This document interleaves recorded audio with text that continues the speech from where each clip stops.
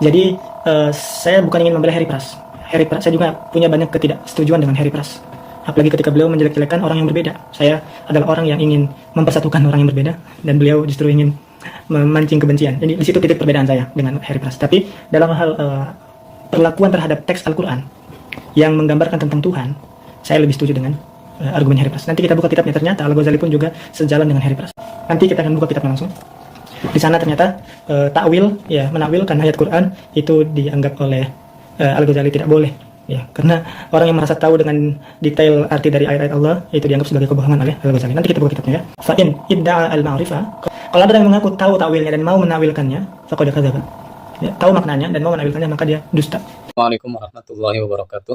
Alhamdulillah wassalatu wassalamu ala Rasulillah Sayyidina wa Maulana Muhammad ibn Abdullah wa ala alihi wa sahbihi wa man tabi'ahu wa wala amma ba'd. Teman-teman dimanapun berada, pada kesempatan kali ini saya ingin membahas materi yang ada di kitab Iljamul Awam, ya. Walaupun tidak semuanya, hanya sebagiannya saja, tetapi bagian-bagian tersebut sangat penting untuk disampaikan pada kesempatan kali ini.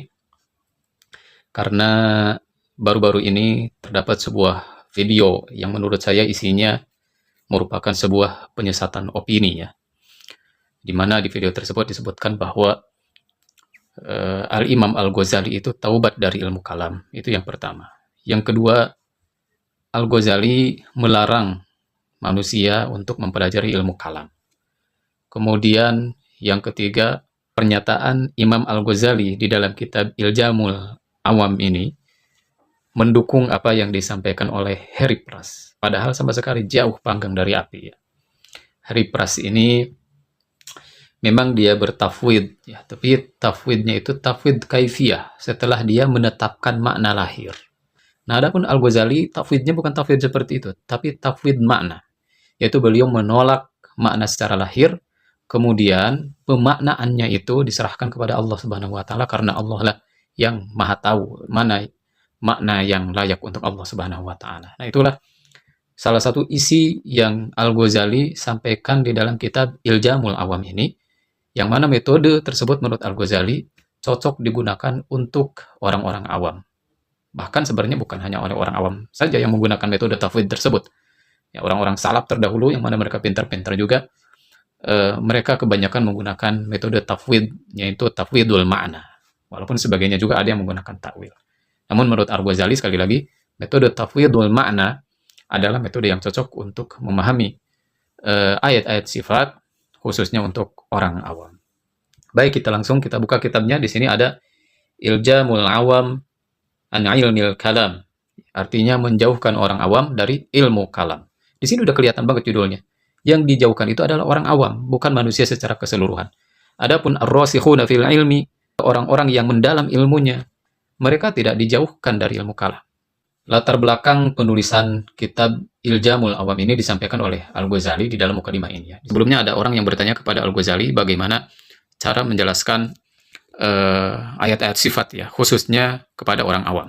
Nah, di sini Al-Ghazali menjawab, "Faqad sa'altani, engkau telah bertanya kepadaku, arsyadakallah, semoga Allah membimbing engkau, anil akhbaril muhimati litashbih, engkau bertanya kepadaku tentang kabar-kabar baik dari Al-Quran maupun hadis yang sahih, yang mana kabar-kabar itu memberikan kesan adanya keserupaan antara Allah dengan makhluknya, khususnya indar ru'ai, di kalangan orang-orang jelata, wal juhali, kalangan orang-orang bodoh, minal hashwiyatid dhulal, dari kelompok hashwiyah yang sesat. Haitsu i'taqadu fillahi subhanahu wa fi sifatihi ma yata'ala wa yataqaddasu anhu. Ini terjemahan bebas. Di mana mereka meyakini tentang Allah dan tentang sifat-sifatnya, meyakini sesuatu yang sebenarnya Allah itu maha suci dan maha tinggi dari sesuatu itu. Contohnya seperti apa? Minas surah, dari bentuk, wal yad, tangan, wal qadam, kaki, wan nuzul, turun, wal intiqal, pindah, wal julus, duduk, alal arsy, di atas arash, wal istiqrar, dan menetap di atas arash. Wa ma yajri majrahu mimma akhadhuhu min dhawahiril akhbari wa suwariha. Jadi mereka itu meyakini sesuatu yang mustahil bagi Allah Subhanahu wa taala. Meyakini seperti meyakini bentuk tangan, kaki turun pindah, duduk di atas aras dan menetap, dan meyakini hal-hal yang semisal dengan hal itu ya. Yang mana keyakinan tersebut muncul diakibatkan karena mereka mengambil dari makna lahir dari khobar-khobar tadi, yaitu dari Al-Quran dan hadis sahih tadi. Fa innahum za'amu anna mu'taqadahum fihi mu'taqadus salaf. Mereka mengira keyakinan mereka yang seperti itu merupakan keyakinan salaf. Ini latar belakang Imam Al-Ghazali membuat kitab Iljamul Awam. Jadi ingin menjawab pertanyaan yang disampaikan dalam mukadimahnya ini. Nah, di sini lanjutkan, masih belum selesai rupanya. Wa aradta an ashraha laka i'tiqad salaf. Dan kamu menginginkan supaya aku menjelaskan i'tiqad salaf ya, keyakinan salaf. Wa an ubayyina ma yajibu ala umumil khalqi ay ya'taqiduhu fi hadhihi al-akhbar. Dan supaya aku menjelaskan keyakinan yang seharusnya diyakini oleh mereka orang-orang awam ya, tentang khobar-khobar ini, yaitu khobar yang memberikan kesan keserupaan Allah dengan makhluknya, baik dalam Al-Quran maupun hadis. Wa akshifa fihi al-ghita'a 'anil haqq, dan supaya saya membukakan penutup kebenaran. Wa ubayyina ma yajibul bahthu anhu amma yajibul imsaku wal kaffu 'anil khudi fihi, dan supaya saya menjelaskan apa yang seharusnya diperdalam ya, dan apa yang seharusnya ditahan supaya tidak diperdalam ya. Ini terjemah bebasnya aja. Fa'ajabtuka, ini jawaban Al-Ghazali. Fa'ajabtuka ila talabika, maka saya memenuhi permohonan Anda mutaqarriban ila Allah Subhanahu wa taala, dengan seraya mendekatkan diri kepada Allah Subhanahu wa taala, dan seterusnya. Intinya di sini Al-Ghazali menjelaskan latar belakang penulisan kitab ini, yaitu untuk menjawab pertanyaan yang tadi sudah disebutkan. Nah, ini bab pertama yang merupakan bab penting ya, bab penting diketahui khususnya oleh orang awam. Al-babul awal, bab pertama, fi bayani haqiqati i'tiqadi salafi fi hadhil akhbar. Menerangkan tentang hakikat keyakinan kaum salaf ketika berinteraksi dengan khobar-khobar seperti tadi disebutkan, yaitu khobar-khobar tentang sifat Allah, baik dari Al-Quran maupun hadis. I'lam, ketahuilah, annal haqqas sharih, bahwasannya kebenaran yang nyata, yang jelas, alladzi la mira'a fihi 'inda ahli al-basair, kebenaran yang tidak ada keraguan di dalamnya menurut ahli basair, huwa madhhabus salaf, adalah madhhab salaf. Ini semua sudah sepakat bahwa kebenaran yang nyata itu terdapat pada madhhab salaf. Siapa madhhab salaf itu? Maksud saya, yang dimaksud dengan madhhab salaf adalah madhhab sahabati wat tabi'in, yaitu madhhab sahabat dan tabi'in. Wa nahnu nuridu bayanahu wa bayanuhu burhanuhu. Nah, sekarang Al-Ghazali mau menjelaskannya apa itu isi dari madhhab salaf ketika berinteraksi dengan ayat sifat. Fa'aqulu, saya katakan, haqiqatu madhhabis salaf, hakikat madhhab salaf, wa huwal haqqu indana, yang mana madhhab salaf tersebut adalah yang benar di sisi kami, anna kullaman balaghahu hadithun min hadhil ahadithi min awamil khalqi, bahwasannya orang-orang awam yang sampai kepadanya tentang perkataan-perkataan seperti ini ya, yaitu perkataan-perkataan seperti ayat-ayat sifat ya, yang mana ayat-ayat sifat itu sekali lagi pada umumnya memberikan kesan adanya keserupaan Allah dengan makhluknya, seperti yad, seperti wajah, seperti ain, dan lain sebagainya. Nah, kata Al-Ghazali, kewajiban kepada orang awam adalah ketika bertemu dengan ayat-ayat atau dengan khobar-khobar seperti itu adalah yajibu alaihi fihi sab'atu umur. Mereka atau orang tersebut wajib atasnya 7 perkara. Apa 7 perkara tersebut? Pertama, at-taqdis, mensucikan. Kedua, at-tasdiq, membenarkan. Ketiga, tsummal i'tirafu bil ajzi, mengakui kelemahan diri sendiri. Kemudian yang keempat, tsummas sukut, diam ya. Kemudian nanti ada penjelasannya. Kemudian tsummal kaf, menahan diri. Tsummal imsak, juga ini menahan ya, menahan diri. Cuman nanti ada penjelasannya. Apa yang dimaksud dengan al-kaf, apa yang dimaksud dengan al-imsak. Tsummat taslimu li ahli al-ma'rifah. Kemudian menyerahkan kepada ahli ma'rifat. Nah, ini ya, 7 perkara yang wajib dilakukan oleh orang awam ketika berinteraksi dengan ayat sifat. Kemudian Al-Ghazali menjelaskan lagi, ammat taqdis, adapun takdis atau mensucikan adalah fa'ani bihi, saya memaksudkan dengan takdis tersebut adalah tanzihar rabbi ta'ala 'anil jismiyati wa tawabi'iha, yaitu mensucikan Allah Subhanahu wa taala dari jismiyah atau dari kejisiman dan sifat-sifatnya ya. Sifat-sifatnya yang melekat kepada jismiyah tersebut seperti apa? Seperti ukuran, ada tinggi, ada pendek, ada panjang, ada lebar, ada luas, ada dalam. Kemudian juga ada jihadnya, ada atas, ada bawah, ada kiri, ada kanan, ada depan, ada belakang. Nah, itu termasuk lawazim dari jismiyah. Itu yang pertama. Kemudian yang kedua, wa amma tasdiq, adapun tasdiq, fahuwa al-imanu bima qalahu sallallahu alaihi wasallam, mengimani apa yang dikatakan oleh Rasulullah sallallahu alaihi wasallam. Wa annama dzakarahu haqqun, dan apa yang disampaikan oleh Rasulullah sallallahu alaihi wasallam adalah benar. Wa huwa fima qalahu shadiqun, dan Rasulullah sallallahu alaihi wasallam itu benar, jujur tentang apa yang ia sampaikan. Wa annahu haqqun 'alal wajhi alladzi qalahu wa aradahu, dan bahwasanya Rasulullah sallallahu alaihi wasallam itu benar sesuai dengan segi yang dia katakan dan dia kehendaki atau yang dia maksud. Ini maksud tasdik. Jadi tasdik itu membenarkan apa yang disampaikan oleh Rasulullah SAW, baik di dalam Al-Quran maupun di dalam hadis. Kita meyakini bahwa isi Al-Quran itu betul ya, sesuai dengan yang disampaikan oleh Rasulullah SAW dan sesuai dengan apa yang dimaksud oleh Rasulullah SAW. Nah, kemudian ini sini wa ammal i'tirafu bil ajzi, adapun mengakui kelemahan, fahuwa an yukirra bi anna ma'rifata muradihi laisa ala qadri taqatihi, mengakui bahwasannya mengetahui maksud dari khobar-khobar tersebut bukanlah sesuai kemampuannya. Wa anna dzalika laisa min sya'nihi wa khirfatihi, dan hal tersebut bukanlah urusannya dan kerjaannya. Nah, ini perlu diketahui oleh orang awam ya. Sekali lagi ini untuk orang awam, bukan untuk ar-rasikhuna fil ilmi, para ulama, terkhusus para ulama yang bergelut dengan ilmu tauhid ya. Mereka tidak dilarang untuk memperdalam ilmu kalam. Bahkan penting ilmu kalam bagi mereka. Orang awam nanti dijelaskan kenapa Al-Ghazali melarang orang awam untuk terlalu dalam di dalam berinteraksi dengan ilmu kalam. Wa amma sukutu, adapun diam, fa'alla yas'ala an makna, yaitu hendaklah dia tidak bertanya tentang maknanya, tentang makna istiwa misalnya, tentang makna yad, tentang makna ain dan lain sebagainya. Wala yakhudhu fihi, dan tidak mendalaminya. Wa ya'lama anna su'alahu anhu bid'ah, dan hendaklah dia mengetahui bahwa bertanya tentang maknanya adalah bid'ah. Wa annahu fi khawdihi fihi mukhatirun bidinihi, dan bahwasannya dengan menyelami atau mendalami maknanya membahayakan agamanya. Wa annahu yushiku an yakfura, dan bahwasannya dia hampir kufur lau khadha fihi, seandainya dia mendalami tentang makna dari khobar-khobar tadi ya. Min haitsu la yash'ur, hampir saja dia menjadi kufur tanpa ketahuan gitu, tanpa disadari. Kemudian wa amal imsak, adapun menahan diri, fa alla yatasarraf, hendaklah dia tidak berinteraksi fitil kal alfaz, di dalam lafaz-lafaz tentang sifat Allah, bit tasrifi wat tabdil bi lughatin ukhra, dengan merubah dengan bahasa yang lain. Ar-Rahmanu 'alal 'arsy istawa, udah gitu aja.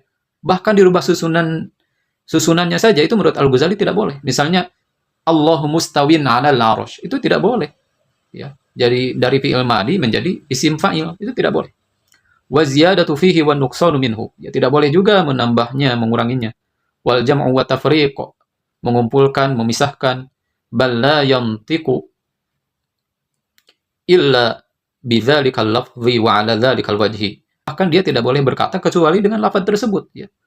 Misalnya Ar-Rahmanu 'alal 'arsy istawa, udah jangan dirubah lagi. Atau tsumma stawa 'alal 'arsy, jangan dirubah lagi, jangan menjadi Allahu mustawin 'alal 'arsy. Tidak boleh, apalagi ditambah bidzatihi, ditambah haqiqatan. Padahal tersebut tidak ada dalam Al-Qur'an dan Sunnah ya, tidak ada. Wa ammal kaffu, adapun menahan, maksudnya adalah fa ayyakuffa batinahu 'anil bahsi anhu wat tafakkuri fi. Ya, kalau tadi menahan lisan ya. Yang sekarang itu menahan pikiran, menahan hati, jangan sampai memikir-mikirkan tentang lafaz-lafaz tadi. Istiwa itu maksudnya apa ya? Ya itu maksudnya apa ya? Terus direnungkan, dipikirkan. Bagi orang awam ini harus menahan diri dari hal seperti ini. Kemudian Wa amma taslimu li ahlihi, adapun menyerahkan kepada ahlinya, fa alla ya'taqida, hendaklah dia tidak meyakini, jangan sampai meyakini anna dzalika, bahwasanya hal tersebut in khafiya alaihi li ajazihi, walaupun hal tersebut samar untuknya, yakni dia tidak bisa memahami tentang sifat-sifat Allah karena kelemahannya, faqad khafiya ala Rasul sallallahu alaihi wasallam. Jangan sampai diyakini hal tersebut juga samar kepada Rasulullah sallallahu alaihi wasallam, au 'alal anbiya'i au 'alas siddiqin wal auliya, ya. Atau juga samar bagi para nabi, para siddiqin, para aulia. Nah, ini kan di sini perbedaannya. Bagi orang awam, makna dari apa sifat-sifat yang terdapat di dalam Al-Quran dan hadis, ya, terutama sifat-sifat yang memberikan kesan keserupaan Allah dengan makhluknya, itu samar bagi orang awam. Tetapi bagi para rasul, bagi para anbiya, bagi para siddiqin, para aulia, ya, dan ar-rasikhuna fil ilmi, itu hal tersebut tidak samar. Makanya Al-Ghazali membuat kitab Iljamul Awam fi Ilmil Kalam, khusus untuk orang awam, bukan untuk semua manusia. Fahadhihi sab'u wadhaif. Inilah 7 tugas, ya, atau kewajiban. I'taqada kafatus salafi wujubaha ala kulli awam, ya. Yang mana semua salaf meyakini kewajiban 7 wadhaif ini atas orang awam. La yanbaghi ayyudhanna bis-salafi al-khilafu fi syai'in minha. Jangan dikira bahwasannya salaf itu menyelisihi satu pun dari 7 tersebut. Kemudian di sini Al-Ghazali akan menjelaskan dari ketujuh wadhaif ini satu persatu. Kita lihat berikutnya. Nah, tadi sudah disampaikan ya secara global tadi, ya, secara umum. Nah, sekarang dirinci lagi. At-taqdis, ya, takdis itu atau mensucikan Allah itu maksudnya adalah annahu idza sami'al yadda wal isba', ketika orang awam mendengar kata yad dan isba' fi qoulihi sallallahu alaihi wasallam, di dalam sabda Rasulullah sallallahu alaihi wasallam, innallaha khammara tinata adama biyadihi arba'ina sabahan, bahwasanya Allah meragi tanah yang menjadi bahan penciptaan Adam dengan yad Allah selama 40 subuh. Wa inna qalbal mu'minin baina isba'aini min asabi'ir rahman, dan bahwasannya hati orang yang beriman berada di antara kedua jemari Allah dari sekian banyaknya jemari Ar-Rahman atau Allah.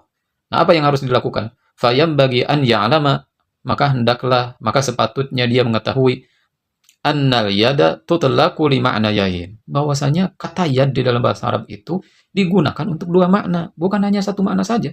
Ahaduhuma, yang pertama atau salah satunya, wa huwa al-wad'ul asliyu, yang mana yang pertama ini merupakan makna yang asli, huwa 'udwun murakkabun min lahmin wa 'azmin wa asabin. Makna yad yang pertama adalah anggota tubuh yang tersusun dari daging, dari tulang, dan dari saraf. Nah, ini mana yang pertama. Wal lahmu wal 'azmu wal asabu jismun makhsusun. Sedangkan daging, tulang, saraf merupakan jisim yang dikhususkan bisifatin makhsusah, dengan sifat-sifat yang khusus. Nah, wal jismu, jisim adalah ibaratun an muqaddarin lahu tulun wa 'ardun wa amkun. Yang namanya jisim adalah ungkapan tentang suatu persepsi yang mempunyai panjang, mempunyai luas, dan mempunyai kedalaman. Saya kira sampai sini udah cukup nih. Yang namanya jisim itu sesuatu yang kita persepsikan mempunyai panjang, mempunyai lebar, mempunyai kedalaman, mempunyai ukuran lah intinya. Dan tentunya dia juga mempunyai jihad, ya, mempunyai arah. Sampai sini udah cukup sebenarnya. Kita lanjut ke bawah. Wa qad yusta'aru hadzal lafdhu a'ni al-yad bi ma'nan akhar laisa dzalikal ma'na bi jismin aslan. Terkadang lafadz yad ini juga digunakan untuk makna lain, ya, yang tidak sama dengan makna yang pertama tadi, yaitu yang ada unsur kejisimannya, ya. Karena tadi kan yang pertama itu merupakan anggota badan yang tersusun dari dari daging, dari tulang, dari saraf, dan tentunya ada darah, ada sel-sel yang lainnya. Intinya berupa jisim lah. Nah, terkadang digunakan juga untuk makna lain. Kama yuqalu al-baldatu fi yadil amir. Negeri tersebut atau negeri itu berada di tangannya amir. Fa inna dzalika mafhumun. Hal tersebut atau contoh tersebut itu mafhum, bisa dipahami. Wa in kana al-amiru maqtu'al yadi masalan. Walaupun si amir ini tangannya potong, tangannya putus, ya. Tapi apabila dikatakan negeri itu ada di tangan si amir, itu bisa dipahami bahwa tangan yang dimaksud itu bukan tangan yang tadi yang pertama yang merupakan anggota tubuh. Fa'alal ami, maka kewajiban bagi orang awam wa ghairil ami, begitu juga bukan orang awam ya. Duanya sama-sama wajib apa? An yatahaqqaqa qat'an wa yaqinan anna Rasulullah sallallahu alaihi wasallam lam yurid bidzalika lafzi jisman. Bahwasannya wajib atas orang awam maupun yang bukan awam meyakini secara pasti ya bahwasannya Rasulullah sallallahu alaihi wasallam itu tidak memaksudkan dengan lafaz yad tadi, yaitu tidak memaksudkan yang makna jisim, yang mana huwa udwun murakkabun min lahmin wa damin wa 'adhamin, yang mana jisim tersebut merupakan anggota badan yang tersusun dari daging, dari darah dan dari tulang. Wa anna dzalika 'ala Allah ta'ala muhalun, dan bahwasanya hal-hal tersebut mustahil bagi Allah Subhanahu wa taala, wa huwa anhu muqaddasun, dan Allah Subhanahu wa taala maha suci dari hal-hal tersebut. Nah, jadi tidak sama ya apa yang disampaikan Al-Ghazali dengan Heriplas. Kalau Heriplas kan memanai secara lahir. Nah, kalau Al-Ghazali menolak mana lahir, yang mana mana lahir itu sangat dekat dengan makna kejisimannya. Al-Ghazali menolak makna lahir. Fal ya'taqid ba'dahu annahu ibaratun an ma'nan minal ma'ani. Maka setelah itu haruslah dia meyakini bahwasannya yad tersebut merupakan ungkapan dari suatu makna dari sekian banyaknya makna. Laisa bijismin wala aradin fi jismin. Akan tetapi makna tersebut bukanlah jisim dan bukan juga arad, ya, bukan juga luas ukuran yang ada di dalam jisim. Yaliku dzalikal ma'na bi sifatil jalali wal kibriya, yang mana makna tersebut layak bagi sifat keagungan dan kibriyanya Allah Subhanahu wa taala. Nah, ini perlu dicatat, jangan sampai salah persepsi ya. Dikiranya Al-Ghazali mendukung pendapat Heripras, padahal beda sekali ya. Ini menunjukkan bahwa orang yang menyatakan Al-Ghazali mendukung pendapat Heripras ini berarti dia tidak tidak membaca secara utuh atau secara lengkap karya Al-Ghazali, hanya diambil yang sesuai dengan logikanya saja atau sesuai dengan keyakinannya saja. Fa in kana la yadri dzarikal ma'na, apabila dia tidak mengetahui maknanya, kan tadi kan makna lahirnya ditolak. Kemudian apa dong makna yang dimaksud dengan yad? Nah, apabila dia tidak mengetahui wala yafhamu kunha haqiqatihi, dan dia tidak mengetahui hakikatnya, falaisa alaihi fi dzalika taklifun aslan, maka dia di dalam hal tersebut tidak dituntut sama sekali. Jadi dia tidak diwajibkan untuk mengetahui mana yang tepat. Yang wajib itu mengingkari makna lahir yang menyerupakan Allah dengan makhluknya, itu yang wajib ya. Fa ma'rifatu ta'wilihi wa ma'nahu laisa biwajibin alaihi. Mengetahui takwilnya, mengetahui maknanya yang tepat, itu tidak wajib bagi orang awam. Balil wajibu alaihi alla yakhudha fihi kama sayati. Yang wajib baginya adalah tidak mendalami ya, tidak menceburkan diri sedalam-dalamnya ke dalam ke dalam pembahasan di dalam masalah yang seperti itu. Itu yang pertama ya, tentang takdis. Yang pasti takdis itu harus menolak makna lahir. Intinya seperti itu. Dan harus meyakini bahwa yang dimaksud adalah makna yang lain yang layak dengan keagungan Allah Subhanahu wa taala, meskipun tidak tahu apa makna tersebut secara tepatnya. Nah, kemudian yang kedua adalah al-iman wa tasdiq. Yang kedua itu kan tadi harus tasdik. Apa yang dimaksud dengan iman dan tasdik? Wa huwa an ya'lama qat'an, yaitu dia harus mengetahui secara pasti anna hadhil alfadhu urida biha ma'anin taliqu bi jalalillahi ta'ala wa 'azamatihi. Bahwasannya lafaz-lafaz tersebut mempunyai makna ya. Ini secara bebasnya aja, memiliki makna yang layak bagi keagungan Allah Subhanahu wa taala. Wa anna Rasulullah sallallahu alaihi wasallam shadiqun fi wasfillahi ta'ala biha. Dan bahwasanya Rasulullah sallallahu alaihi wasallam itu orang yang benar di dalam menyifatkan sifat tersebut kepada Allah Subhanahu wa taala. Fal yu'min bidzalika, maka dia harus, orang awam tersebut harus mengimani hal tersebut. Wal yuqin bi anna ma qalahu sidqun, dan harus meyakini bahwa apa yang dikatakan oleh Rasulullah sallallahu alaihi wasallam itu benar. Wa ma akhbaru anhu haqqun la raiba fih, dan apa yang dikabarkan oleh Rasulullah sallallahu alaihi wasallam itu benar, tidak ada keraguan. Wal yaqul, dan hendaklah orang awam tersebut mengatakan amanna wa saddaqna, kami beriman dan kami membenarkan. Wa annama wasafallahu bihi nafsahu, dan bahwasannya apa yang disifatkan oleh Allah Subhanahu wa taala untuk dirinya, aw wasafahu bihi rasuluhu, dan apa yang disifatkan oleh Rasulullah sallallahu alaihi wasallam kepada Allah, fahuwa kama wasafahu, itu sesuai dengan sifat yang disifatkan oleh Allah tersebut terhadap dirinya ya. Wa huwa haqqun bil ma'na alladhi aradah ya. Dan sifat tersebut benar sesuai dengan makna yang dikehendaki oleh Allah Subhanahu wa taala. wa 'alal wajhil ladzi qala, dan sesuai dengan segi yang dikatakan oleh Allah Subhanahu wa taala. Wa in kuntu la akifu ala haqiqatihi. Walaupun saya tidak mengetahui hakikatnya apa, ya. Tetapi kita meyakini bahwa di dalam lafaz-lafaz seperti istiwa, seperti ya, itu ada makna yang layak bagi Allah Subhanahu wa taala walaupun kita tidak mengetahui apa makna tersebut, ya. Yang pasti makna lahir itu harus ditolak karena itu mengandung unsur jismiyah, ya, atau kejisiman, yang mana kejisiman itu merupakan ciri khas makhluk dan mustahil bagi Allah Subhanahu wa taala. Nah, ini yang penting ini kemarin yang dikutip oleh Ustadz muda itu, tapi dia mengkutipnya langsung ke sini sehingga dia gagal paham tentang apa yang dimaksud oleh perkataan Al-Ghazali. Faidzan al-imanu bil jumliyati allati laysat mufassalatan fi dzihni mungkin. Maka beriman terhadap yang global-global yang tidak dirinci di dalam pikiran itu mungkin. Mungkin ya, bisa diterima maksudnya. Misalnya kita beriman terhadap yad Allah dengan makna yang layak terhadap Allah walaupun tidak dirinci yad itu apa. Itu sah-sah saja gitu ya. Walaupun tidak dirinci yad itu apakah kekuatan, apakah yad itu nikmat. Ya cukup kita meyakini bahwa yad itu mempunyai makna yang layak bagi Allah Subhanahu wa taala yang tidak sesuai dengan lahir dari makna yad tersebut. Ya itu cukup, mengimani seperti itu cukup. Walakin taqdisuhu alladhi huwa nafyul muhali anhu yanbaghi an yakuna mufassalan. Akan tetapi mensucikan Allah, yang mana mensucikan itu adalah menafikan sesuatu yang mustahil dari Allah, itu patut dirinci. Fa innal manfiyah hiyal jismiyah wa lawazimihah. Yang dinafikan itu adalah kejisiman dan lawazimnya yang barusan sudah saya sebutkan, ya. Nah, ini kewajiban yang ketiga. Al-wazifatu tsalitsah, tugas yang ketiga atau kewajiban yang ketiga, al-i'tirafu bil ajzi, harus mengakui bahwa kita itu lemah. Ya, orang awam itu lemah.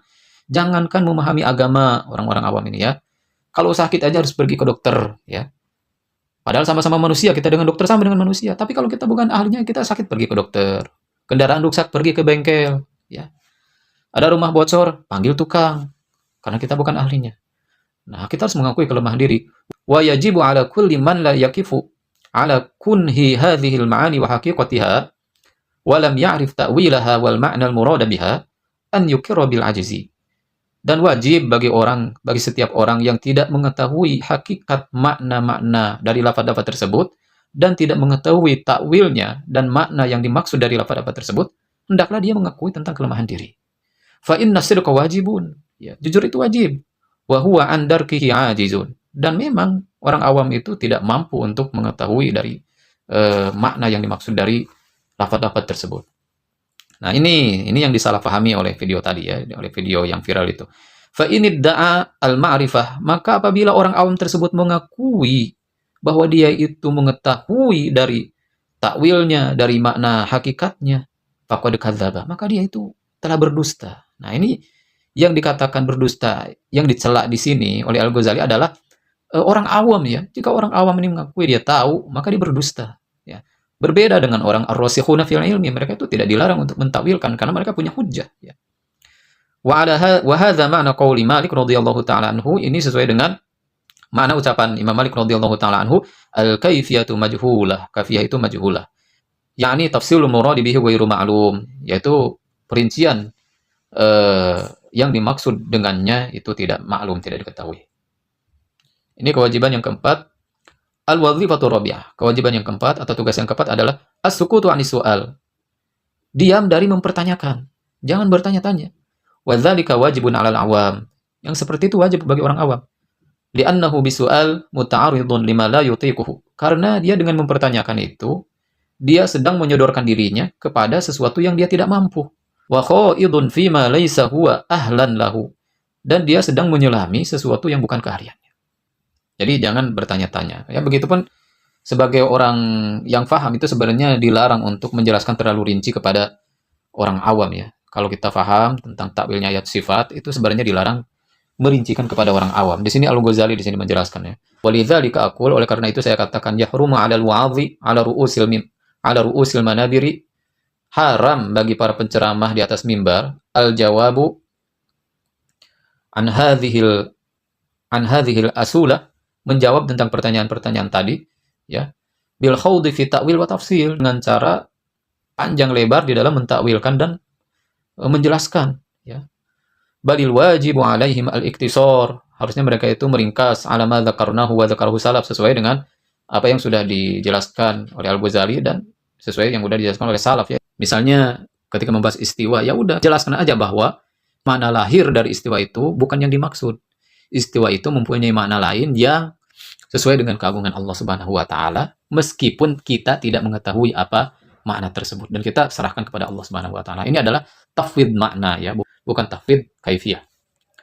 Wa huwal mubalaghatu fit taqdis wa tanzih wa nafy tashbih ya. Yang mana cara salaf itu adalah sungguh-sungguh di dalam mensucikan Allah dan menghilangkan tasbih atau penyerupaan Allah dengan makhluknya. Wa annahu ta'ala munazzahun 'anil jismiyati wa 'awaridhiha, dan bahwasanya Allah Subhanahu wa taala disucikan dari kejisiman dan hal-hal yang melekat dengan kejisiman tersebut. Nah, kemudian al-wazifatul khamisah, kewajiban yang kelima adalah al-imsaku 'anit tasarruf fil alfadhil waridah.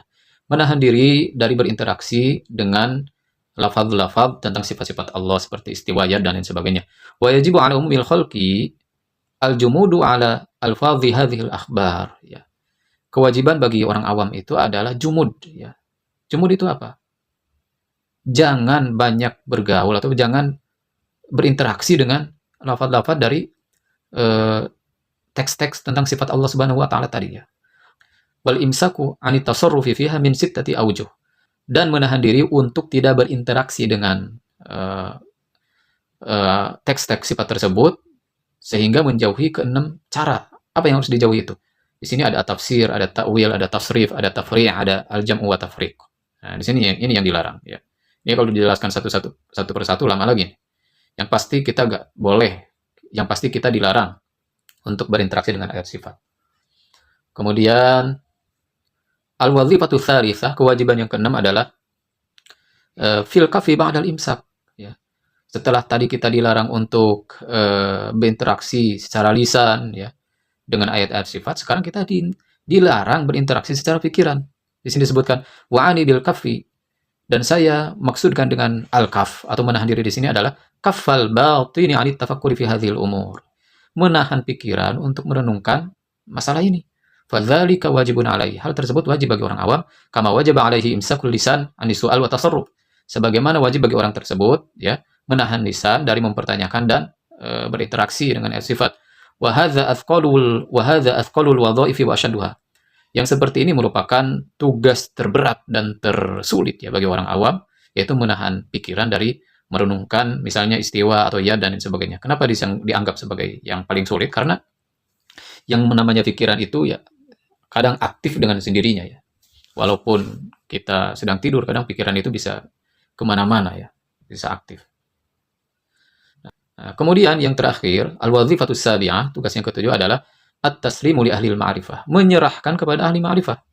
Wa bayanuhu, penjelasannya adalah annahu yajibu 'ala al-'amiyyi ay ya'taqida anna man tawa anhu min ma'ani hadhihi adh-dhawahiri wa asrariha laisa muntawiyan an Rasulillah sallallahu alaihi wasallam wa 'ani siddiq wa an akabiri sahabati wa 'anil awliya'i wal 'ulama'i ar-rasikhin ya. Dia harus meyakini ya. Harus meyakini, orang awam tersebut harus meyakini bahwa apa yang dia tidak ketahui ya, apa yang dia tidak ketahui tentang makna hakikat ini bukan berarti Rasulullah SAW pun tidak tahu. Bukan berarti Abu Bakar tidak tahu. Bukan berarti para pembesar, para sahabat tidak tahu. Bukan berarti aulia dan ulama yang mendalam ilmunya tidak tahu. Mereka tahu ya. Jadi jangan disamakan orang awam dengan orang pintar. Wa annahu innaman tawa anhu li ajzihi wa qusuri quwwatihi. Ya, makna-makna atau maksud-maksud dari sifat-sifat Allah yang ada di dalam Al-Qur'an maupun di dalam hadis yang sahih tertutup bagi orang awam itu karena kelemahan orang awam itu sendiri dan karena mereka itu lemah ya, tidak mempunyai kekuatan yang memadai. Fala yanbaghi an yaqisa bi nafsihi ghayrahu. Maka tidak boleh orang awam tersebut menyamakan dirinya kepada orang lain ya. Kalau dirinya tidak tahu kemudian dia juga menganggap Nabi tidak tahu, para sahabat tidak tahu, para ulama tidak tahu. Ya, jangan sampai seperti itu. Fala tuqasu. Artinya di sini ya, artinya di sini Imam Al-Ghazali pun mengakui atau membolehkan orang-orang pintar, para ulama ar-rasikhun ya, untuk mentakwil. Yang dilarang itu orang awam. Ya, jadi jangan sampai disalahpahami bahwa Al-Ghazali melarang takwil, ya. Jangan sampai salah paham seperti itu, apalagi Al-Ghazali melarang ilmu kalam. Itu tidak betul itu ya. Berarti dia tidak tahu apa yang sedang dia baca. Padahal yang dia baca itu kan iljamul awam. Judulnya Iljamul Awam, menjauhkan orang awam. Bukan semua orang, yang dijauhkan itu hanya orang awam. Fala tuqasu al-malaikatu bil haddadin. Ini merupakan kiasan, jangan bahwasanya tidak bisa membandingkan sesuatu yang tidak sebanding. Ya. Jangan sampai membandingkan orang awam dengan orang yang pintar. Saya kira ini cukup. Jadi kesimpulannya tidak ada Al-Ghazali taubat dari ilmu kalam ya dengan Iljamul Awam ini. Karena Al-Ghazali ini dalam Iljamul Awam ini melarang orang awam supaya jangan terjun kepada ilmu kalam ya. Karena ilmu kalam ini ilmu yang rumit ya. Jadi mereka itu cukup ketika bertemu dengan ayat sifat itu cukup meyakini saja bahwa Allah mempunyai maksud dengan makna yang layak bagi keagungannya, bukan makna lahirnya ya. Cukup mengimani seperti itu aja. Itu udah menggugurkan kewajiban. Tidak perlu terlalu jauh. Itu maksud Al-Ghazali. Kemudian di sini Al-Ghazali tidak mendukung Harry Price ya sama sekali. Kalau Harry Price itu kan menetapkan makna baru menyerahkan kaifiyah. Al-Ghazali itu bukan menunjukkan orang awam menyerahkan makna yang tidak diketahui itu kepada Allah. Ya, itu yang pasti makna lahir harus ditolak. Jadi sangat tidak betul kalau dikatakan Al-Ghazali mendukung Harry Price dan dikatakan tidak mendukung Ustadz Nuruddin. Ini sangat tidak betul. Berarti yang bersangkutan tidak membaca atau tidak memahami apa yang dibacanya. Demikian kurang lebihnya mohon maaf. Wassalamualaikum warahmatullahi wabarakatuh.